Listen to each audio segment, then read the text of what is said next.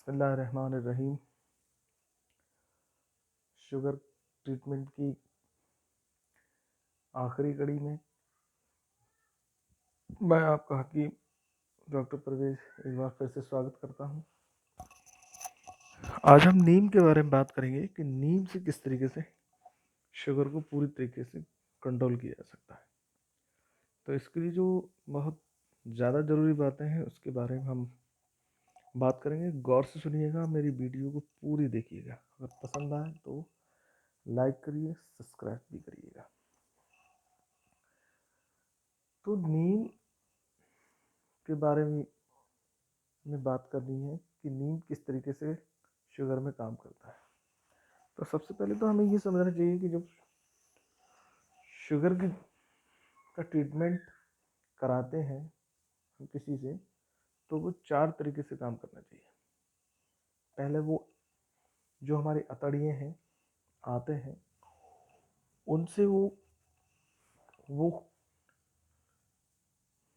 Sugar को ज़्यादा ना अब्जॉर्ब करें।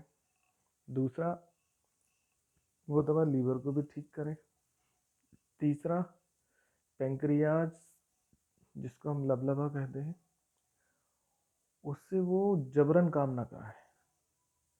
आप जानते हैं जब हम लोग गोली खाते हैं तो गोली क्या करती है, इंसुलिन की पैदाइश को बढ़ाती है, यानी उसकी मात्रा को बढ़ाती है। और हम जब गोली खाते हैं और चेक कराते हैं तो कंट्रोल लगती है, लेकिन कंट्रोल वो है नहीं, धोखा है। मैं बताऊंगा वो कैसे। गोली खाने वालों को अक्सर देखा गया है कि वो किडनी फेल हो जाती है, लीवर फेल हो जाता है, हार्ट फेल हो जाता है और बहुत तरीके की दिक्कतें शुरू हो जाती हैं। तो हमें एक ऐसी दवा की ज़रूरत है जो इंसुलिन भी बनाए, सही मात्रा में बनाए, और टाइप 1 में इंसुलिन पूरी तरीके से ख़त्म हो जाती है तो इंसुलिन का रीजनरेशन भी करेगा बीटा सेल के द्वारा। तो नीम में वो ये चारों खासियत है जो मैं एक एक करके बताऊंगा। नीम क्या करता है, सबसे पहले जब हम लोग नीम लेना शुरू करते हैं तो ये आंतों के द्वारा जो एब्जॉर्प्शन होता है, यानी जो सोखना होता है शुगर का, ये उसको कंट्रोल करता है। दूसरा क्या है, नीम की एक खास बात है, लीवर डिटॉक्स करता है, यानी कि लीवर को ठीक करता है। तीसरा, ये पैंक्रियाज यानी कि लबलबा, तो ये इंसुलिन पैदा करता है बगैर किसी प्रेशर के। और अगर इंसुलिन बिल्कुल ना बन रही हो, डायबिटिक बंदा है और उसके इंसुलिन की इंजेक्शन लग रहा है, तब भी ये बहुत कारगर है। ये इंसुलिन का रीजनरेशन करता है बीटा सेल्स को। चौथा ये है, जो मांसपेशी से ये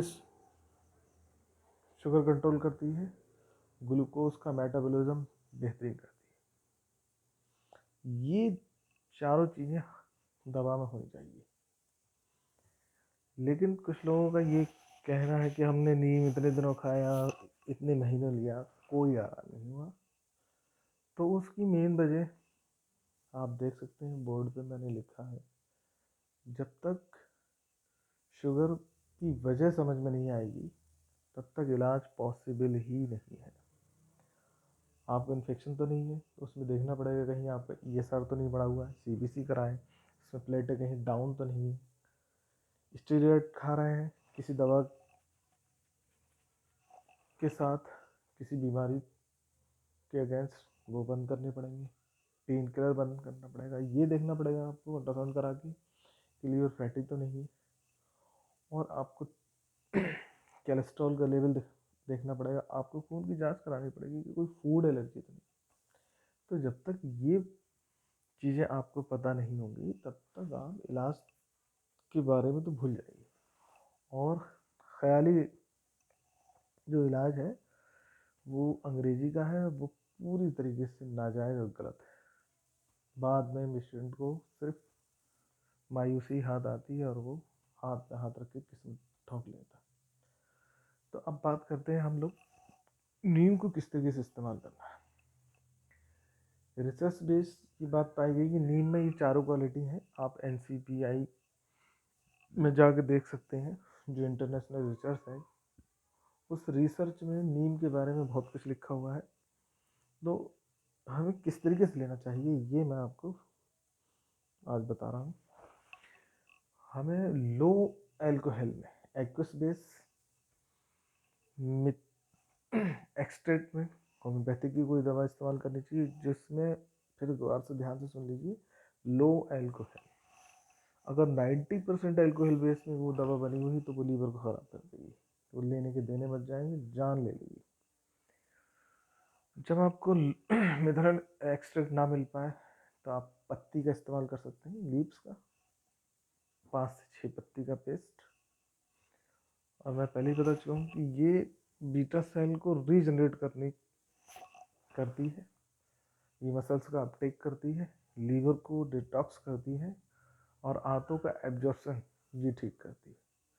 जब कोई दवा ये सारे काम करेगी तो यकीनन 101% वो आराम भी देगी और शुगर का पूरा ट्रीटमेंट होगा, चाहे डायबिटिक टाइप 1 हो चाहे डायबिटिक 2 हो।